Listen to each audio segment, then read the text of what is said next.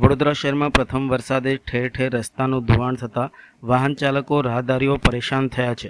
ગુણવત્તાવિહીન કામગીરીની પોલ પ્રથમ વરસાદમાં સામે આવી છે. શહેરના વોર્ડ નંબર 13 વિસ્તારમાં પણ રસ્તાની સમસ્યાને લઈને સ્થાનિકો પરેશાન થયા છે. દાંડિયા બજારથી એક ખાનગી ક્લાસીસવાળા રસ્તે છેલ્લા 2-1 દિવસથી એક રજૂઆત હતી કે તેમને પાણી ભરાવાની રસ્તા પર સમસ્યા હતી, તો પેચવર્ક કરાવવામાં આવ્યું હતું. પણ પેચવર્ક કરાવ્યા બાદ વરસાદ પડતા ખાડા ટેકરા થતાં વેડ મિક્સ નખાયું હતું, જેનું લેવલિંગ બરાબર ન થતાં આજે સ્થળ મુલાકાત લઈને યોગ્ય કાર્યવાહી કરાવી છે અને પરમનન્ટ સોલ્યુશનની કામગીરી હાથ ધરાશે તેમ કાઉન્સિલર શૈલેન્દ્રસિંહ ઠાકોર દ્વારા જણાવ્યું હતું.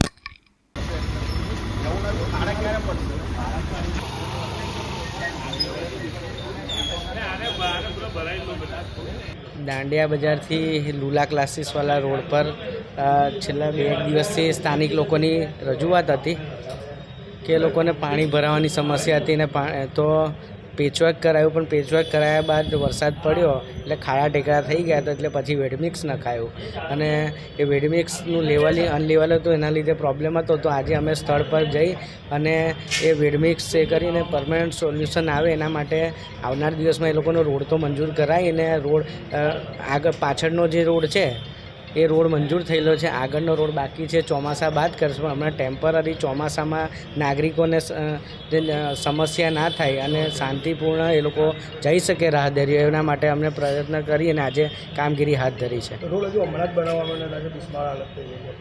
એ રોડ બન્યો જ નથી ઘણા સમયથી, લગભગ 10-1 વર્ષથી એ રોડ નથી બન્યો. પાછળના ભાગનો રોડ બન્યો છે અને અડધો રોડ જે બાકી છે ચોમાસા બાદ લેવાનો છે.